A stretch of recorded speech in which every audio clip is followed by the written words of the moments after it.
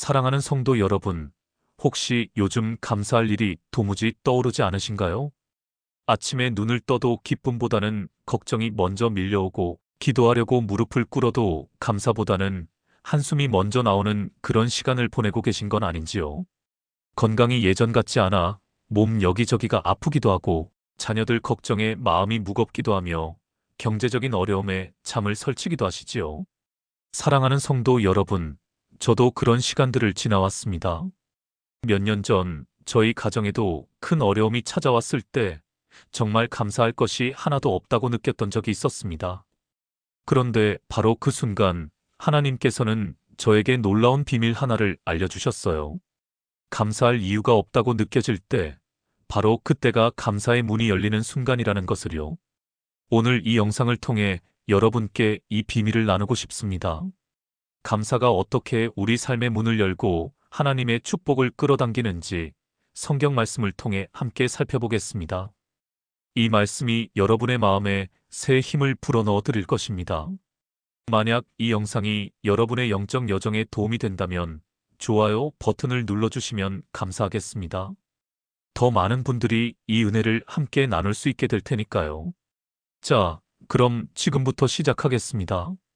여러분, 우리는 흔히 감사를 기분이 좋을 때 자연스럽게 나오는 감정이라고 생각합니다. 하지만 성경은 완전히 다른 이야기를 하고 있어요. 감사는 느끼는 것이 아니라 결정하는 것이라고 말씀하십니다. 데살로니가전서 5장 18절을 함께 보시겠습니다. 범사에 감사하라. 이것이 그리스도 예수 안에서 너희를 향하신 하나님의 뜻이니라. 이 말씀이 기록된 배경을 잠시 살펴보겠습니다. 사도 바울이 데살로니가 교회에 이 편지를 쓸 때 그 교회 성도들은 심한 핍박을 받고 있었습니다. 로마 제국의 박해 아래서 신앙을 지키기가 정말 어려웠던 시기였죠. 그들 중에는 재산을 빼앗긴 사람도 있었고 가족에게 버림받은 사람도 있었으며 심지어 목숨의 위협을 받는 사람들도 있었습니다. 그런데 바울이 이들에게 뭐라고 했을까요? 범사에 감사하라고 했습니다. 여기서 범사에라는 말씀이 정말 중요합니다. 헬라어로 엔 판티라고 하는데 이것은 모든 상황에서 어떤 환경에서든지라는 뜻이에요. 좋은 일이 있을 때만 감사하라는 것이 아닙니다. 힘들고 어려운 상황에서도 이해할 수 없는 일이 일어날 때도 모든 것에 감사하라는 것이지요. 그렇다면 우리는 어떻게 해야 할까요? 오늘 아침에 일어나서 몸이 여기저기 아프실 수 있습니다. 그래도 주님, 오늘도 눈을 뜨게 하셔서 감사합니다라고 고백하는 것이 바로 선택하는 감사입니다. 자녀가 내 마음 같지 않아서 속상하실 수 있어요. 그럼에도 하나님, 이 자녀를 주셔서 감사합니다라고 선언하는 것이 믿음의 감사인 것이지요. 실제로 어떤 성도님은 남편이 갑작스러운 사고로 세상을 떠난 후 극심한 슬픔에 빠졌다고 합니다. 감사할 것이 정말 하나도 없었다고 하셨어요. 하지만 그분은 매일 아침 억지로라도 감사 3가지를 적기 시작했답니다. 숨 쉴 수 있어서 감사합니다. 오늘 하루가 주어져서 감사합니다. 이 아픔도 주님께서 아신다는 것에 감사합니다. 처음에는 정말 힘들었지만 1달, 2달이 지나면서 그분의 마음에 서서히 평안이 찾아오기 시작했다고 하셨습니다. 하나님은 우리의 형편을 다 아십니다. 우리가 억지로 감사를 선택할 때 주님은 그 믿음을 보시고 진정한 감사의 마음을 부어주시는 것입니다. 감사는 감정에서 시작되는 것이 아니라 선택에서 시작되어 결국 감정을 변화시킵니다. 여러분, 오늘부터 감사를 느끼려고 하지 마시고 감사를 선택하시기 바랍니다. 그것이 바로 믿음의 시작이에요. 그런데 여기서 한 가지 더 중요한 것이 있습니다. 우리가 감사하지 못하는 가장 큰 이유가 무엇일까요? 바로 환경만 바라보기 때문입니다. 눈앞에 보이는 문제, 현실의 어려움, 해결되지 않는 상황만 보면 감사가 나올 수 없는 것이 당연합니다. 하지만 성경은 우리에게 시선을 돌리라고 말씀하세요. 시편 136편 1절을 보겠습니다. 여호와께 감사하라. 그는 선하시며 그 인자하심이 영원함이로다. 이 시편은 매우 특별한 구조를 가지고 있습니다. 총 26절인데 모든 절이 그 인자하심이 영원함이로다라는 후렴구로 끝납니다. 26번이나 같은 말씀이 반복되는 것이지요. 왜 그랬을까요? 이 시편이 기록될 당시 이스라엘 백성들은 예배 때 이 시편을 함께 읽었습니다. 인도자가 앞부분을 읽으면 회중이 그 인자하심이 영원함이로다를 함께 외쳤다고 해요. 반복을 통해서 하나님의 변함없는 인자하심을 마음 깊이 새기도록 한 것입니다. 인자하심으로 번역된 히브리어는 헤세드입니다. 이 단어는 단순한 친절함이 아니에요. 언약에 기반한 변함없는 사랑, 신실함, 자비를 모두 포함하는 말입니다.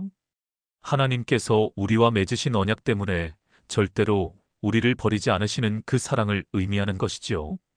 여러분, 환경은 변합니다. 건강도 변하고 재정 상황도 변하며 관계도 변해요. 하지만 하나님의 헤세드, 그분의 인자하심은 영원히 변하지 않습니다. 실제로 이것을 어떻게 적용할 수 있을까요? 병원에서 좋지 않은 검사 결과를 받으셨을 때 그 결과지만 보면 절망이 밀려옵니다. 하지만 주님, 당신의 인자하심은 영원합니다. 이 상황에서도 저를 사랑하시는 당신을 바라봅니다라고 고백하는 것이 하나님을 보는 감사입니다. 자녀가 신앙을 떠났을 때 그 자녀만 바라보면 마음이 무너집니다. 하지만 하나님, 당신의 신실하심은 영원합니다. 제 자녀를 당신 손에 맡깁니다라고 선포하는 것이 환경을 넘어서는 믿음인 것이지요. 잠시 생각해 보십시오. 여러분이 지금 겪고 계신 어려움이 무엇이든 그것보다 더 크신 분이 여러분 곁에 계십니다. 그분의 사랑은 여러분의 문제보다 큽니다. 그분의 능력은 여러분의 한계보다 강하시지요. 바로 그 하나님을 바라볼 때 환경 속에서도 감사가 터져나오게 되는 것입니다. 하나님을 바라보는 눈을 가지십시오. 그러면 감사의 이유가 보이기 시작할 것입니다. 자, 그럼 세 번째로 넘어가 보겠습니다. 여러분은 혹시 가장 어두운 곳에서 가장 밝은 빛이 빛난다는 것을 아시나요? 성경에는 이것을 너무나 잘 보여주는 이야기가 있습니다. 바로 사도 바울과 실라의 이야기예요. 사도행전 16장 25절을 함께 보시겠습니다. 한밤중에 바울과 실라가 기도하고 하나님을 찬미함에 죄수들이 듣더라. 이 사건의 배경이 정말 중요합니다. 바울과 실라는 빌립보에서 복음을 전하다가 억울하게 체포되었습니다. 그들은 아무 잘못도 하지 않았는데 매를 맞고 감옥에 갇혔어요. 그것도 가장 깊은 감옥, 가장 어두운 곳에 던져졌습니다. 발에는 착고가 채워졌고 온몸은 매 맞은 상처로 피투성이었죠. 상식적으로 생각해보면 이런 상황에서 무엇을 해야 할까요? 원망하거나 울거나 하나님께 왜 이러십니까? 라고 항의하는 것이 자연스럽겠지요. 하지만 바울과 실라는 무엇을 했습니까? 한밤중에 가장 어둡고 고통스러운 그 순간에 그들은 기도하고 찬미했습니다. 찬미하메라는 헬라어 표현은 휄네오인데 이것은 큰 소리로 하나님을 높이 찬양한다는 뜻입니다. 그들은 속삭이듯 조용히 기도한 것이 아니에요. 다른 죄수들이 다 들을 수 있도록 큰 소리로 하나님을 찬양했던 것이지요. 그리고 무슨 일이 일어났습니까? 26절을 보면 갑자기 큰 지진이 나서 감옥의 터가 흔들리고 모든 문이 열리며 모든 사람의 매인 것이 다 벗겨졌다고 기록되어 있습니다. 감사와 찬양이 감옥 문을 연 것입니다. 여러분은 어떠신가요? 혹시 지금 어떤 감옥에 갇혀 계신 건 아닌가요? 질병이라는 감옥, 경제적 어려움이라는 감옥, 가정의 불화라는 감옥, 과거의 상처라는 감옥에 갇혀 계실 수 있습니다. 사방이 막혀 있고 출구가 보이지 않는 것 같은 느낌이 드실 수 있어요. 하지만 바울과 실라에게 배우십시오. 그들은 감옥에서 나온 후에 감사한 것이 아닙니다. 감옥 안에서 가장 어두운 순간에 감사와 찬양을 드렸습니다. 그리고 그 감사가 문을 열었어요. 예를 들어 어떤 자매님은 큰 빚을 지고 정말 막막한 상황이었다고 합니다. 매일 독촉 전화를 받으며 잠을 이룰 수 없었다고 하셨어요. 그런데 어느 날 그분은 결심했답니다. 이 상황에서도 주님을 찬양하겠습니다.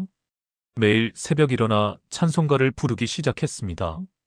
처음에는 울면서 불렀다고 해요. 하지만 한 달, 두 달이 지나면서 신기하게도 길이 열리기 시작했답니다. 예상치 못한 곳에서 도움이 왔고 빚을 갚을 수 있는 기회가 생겼다고 하셨습니다. 감사와 찬양은 우리의 상황을 하나님 앞에 가져가는 것입니다.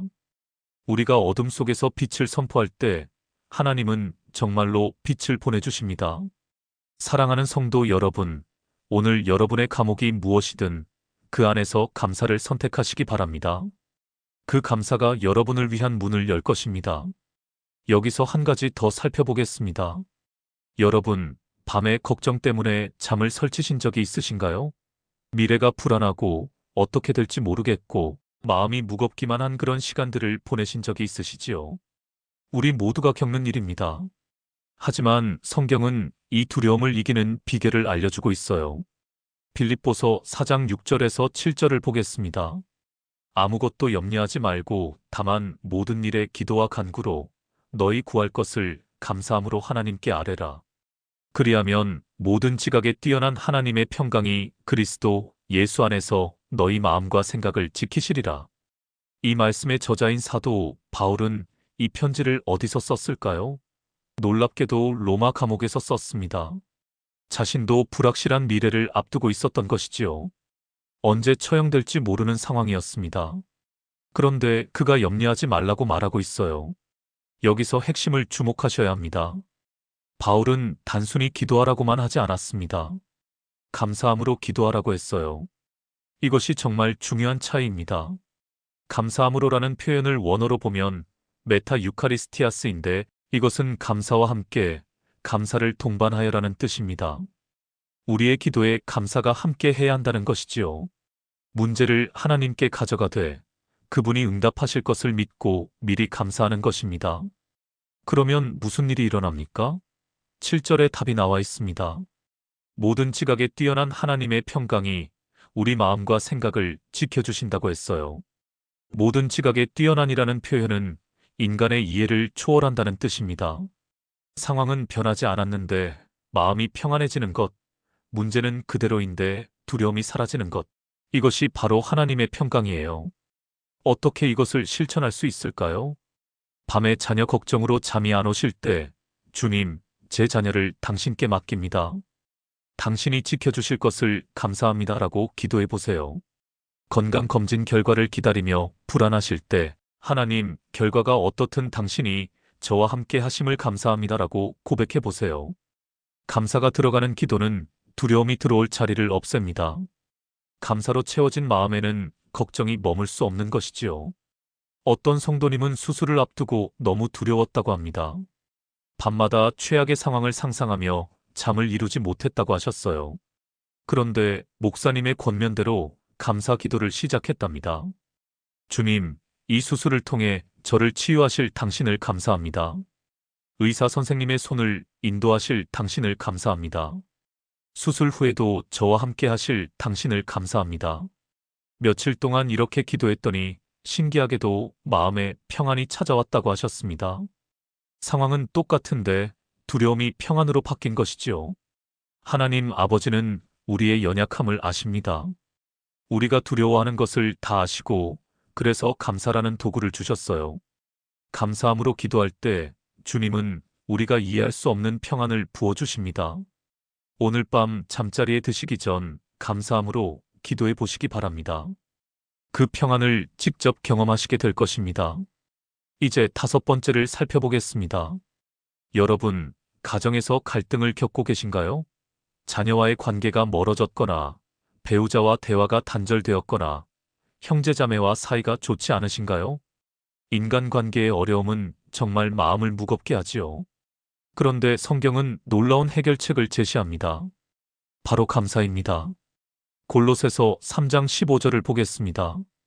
그리스도의 평강이 너희 마음을 주장하게 하라. 너희는 평강을 위하여 한 몸으로 부르심을 받았나니 너희는 또한 감사하는 자가 되라. 사도 바울이 골로새 교회에 이 편지를 쓸 때 그 교회는 여러 갈등을 겪고 있었습니다.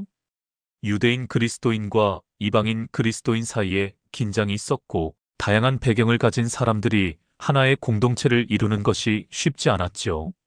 바울은 그들에게 평화롭게 지내라고 권면하면서 마지막에 감사하는 자가 되라고 덧붙였습니다. 왜 관계 회복에 감사가 필요할까요? 감사는 우리의 시선을 상대방의 단점에서 장점으로 옮깁니다. 우리가 누군가에 대해 불만을 품고 있을 때 그 사람의 부정적인 면만 보이게 되지요. 하지만 그 사람에 대해 감사할 점을 찾기 시작하면 그동안 보이지 않던 좋은 면들이 눈에 들어오기 시작합니다. 감사하는 자라는 표현의 원어 유카리스토스는 단순히 가끔 감사하는 것이 아니라 감사가 삶의 특징이 된 사람을 의미합니다. 감사가 습관이 되고 성품이 된 사람이지요. 실제로 이것을 어떻게 적용할 수 있을까요? 자녀와 관계가 멀어졌다면 오늘부터 그 자녀에 대해 감사한 것을 3가지씩 적어보세요. 건강하게 태어나서 감사합니다. 어릴 때 저를 엄마라고 불러줘서 감사합니다. 지금도 살아있어서 감사합니다. 이렇게 감사를 찾다 보면 분노가 줄어들고 사랑이 회복되기 시작합니다. 배우자에게 서운한 마음이 있다면 그 사람이 잘하는 것을 떠올려 보세요. 묵묵히 일해서 감사합니다. 아이들을 사랑해서 감사합니다. 건강하게 옆에 있어서 감사합니다. 감사의 마음이 채워지면 서운함이 설 자리가 줄어들게 됩니다. 어떤 자매님은 며느리와의 관계가 정말 힘들었다고 합니다. 늘 긴장되고 불편했다고 하셨어요. 그런데 기도 중에 성령님께서 그녀에 대해 감사하라고 말씀하셨답니다. 처음에는 정말 어려웠지만 조금씩 감사할 것을 찾기 시작했다고 해요. 우리 아들을 사랑해줘서 감사합니다. 손주를 잘 돌봐서 감사합니다. 열심히 일해서 감사합니다. 이렇게 며칠을 감사하다 보니 며느리를 보는 시선이 달라지기 시작했답니다. 그리고 신기하게도 며느리도 그분에게 더 따뜻하게 대하기 시작했다고 하셨습니다. 감사는 마법이 아닙니다. 하지만 감사는 우리의 마음을 변화시키고 변화된 마음은 관계를 변화시킵니다. 하나님은 우리가 감사할 때 회복의 역사를 시작하시는 것이지요. 사랑하는 성도 여러분, 오늘 관계 때문에 마음이 무거우시다면 감사로 시작해 보세요. 그 사람에 대해 감사할 것을 찾아보세요. 하나님은 그 작은 감사의 씨앗을 통해 큰 회복의 열매를 맺게 하실 것입니다. 마지막으로 6번째를 살펴보겠습니다. 여러분, 믿음이란 무엇일까요? 히브리서 11장 1절은 믿음은 바라는 것들의 실상이요. 보이지 않는 것들의 증거라고 말씀합니다. 그리고 이 믿음의 가장 구체적인 표현이 바로 미리 드리는 감사입니다. 요한복음 11장 41절에서 42절을 함께 보겠습니다. 이에 돌을 옮겨 놓으니 예수께서 눈을 들어 우러러 보시고 이르시되 아버지여 내 말을 들으신 것을 감사하나이다. 항상 내 말을 들으시는 줄을 내가 알았나이다. 그러나 이 말씀하옵는 것은 둘러선 무리를 위함이니 곧 아버지께서 나를 보내신 것을 그들로 믿게 하려 함이니이다. 이 장면은 나사로를 살리시기 직전의 이야기입니다.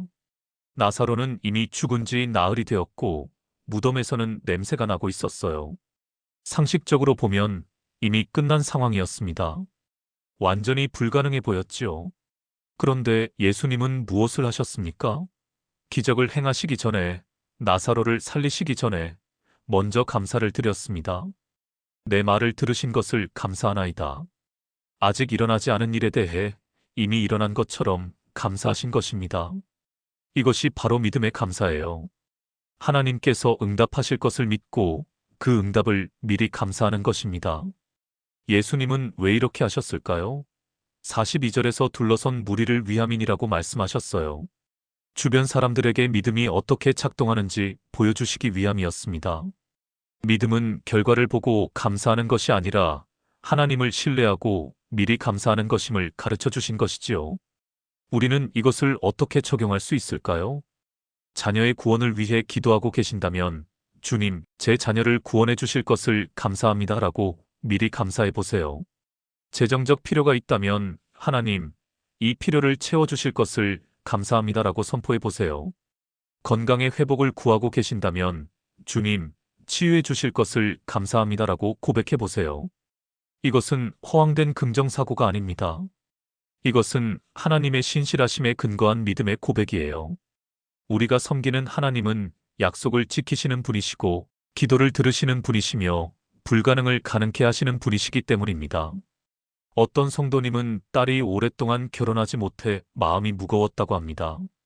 매일 기도했지만 상황은 변하지 않았지요. 그런데 어느 날 그분은 기도 방법을 바꿨답니다. 주님, 우리 딸에게 좋은 배우자를 보내주실 것을 감사합니다.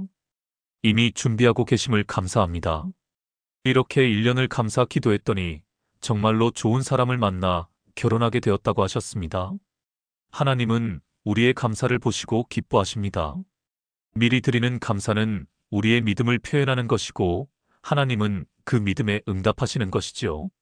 사랑하는 성도 여러분, 지금 기다리고 있는 응답이 있으신가요?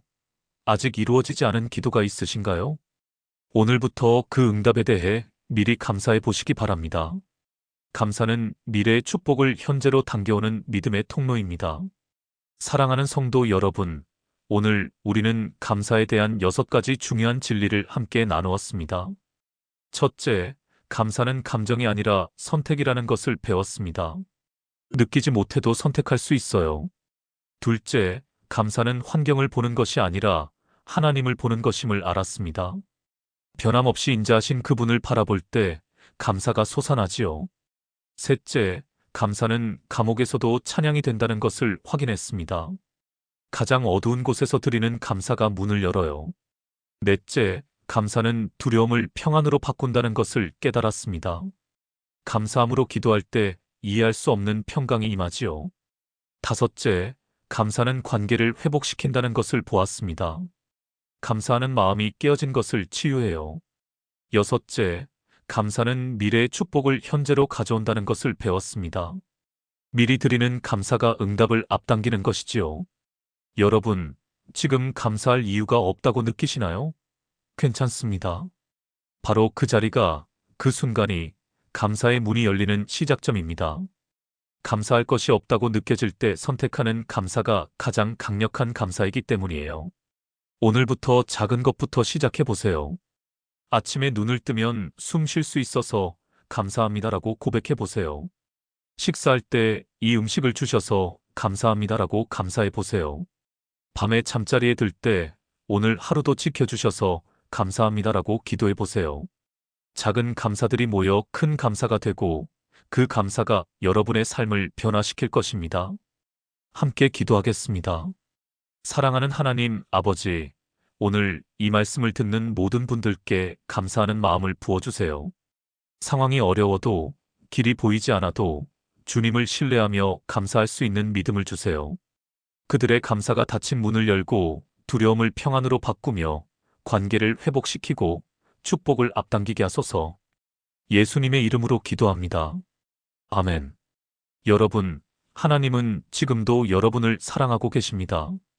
여러분의 상황을 알고 계시고 여러분의 눈물을 세고 계시며 여러분의 기도를 듣고 계세요. 포기하지 마시고 감사로 나아가십시오. 그 감사가 여러분을 위한 새로운 문을 열 것입니다. 오늘 말씀 중에 가장 마음에 와닿으신 것이 무엇인지 댓글로 나눠주시면 감사하겠습니다. 여러분의 기도 제목도 함께 적어주세요. 저도 함께 기도하겠습니다. 이 말씀이 여러분의 삶에 힘이 되셨다면 좋아요를 눌러주세요. 여러분의 좋아요 하나가 이 은혜를 더 많은 분들에게 전달합니다. 그리고 구독과 알림 설정을 해주시면 매주 새로운 말씀으로 여러분과 함께 하겠습니다. 하나님의 말씀이 여러분의 일상에 힘이 되기를 기도합니다. 다음 영상에서 또 만나 뵙겠습니다. 하나님의 평강이 여러분과 함께 하시기를 축원합니다. 샬롬.